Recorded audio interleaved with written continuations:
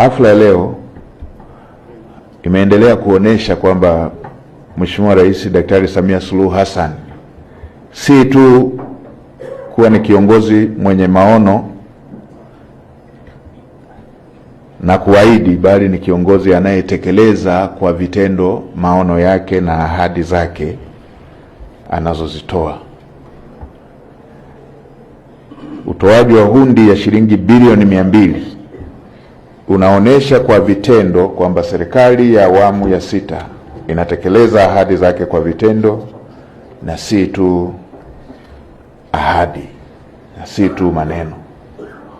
Tukio hili linaweka msingi mpya wa kuimarisha ushiriki wa vijana na wanawake katika uchumi wa taifa na kuharakisha safari ya Tanzania kuelekea kwenye uchumi jumuishi na endelevu.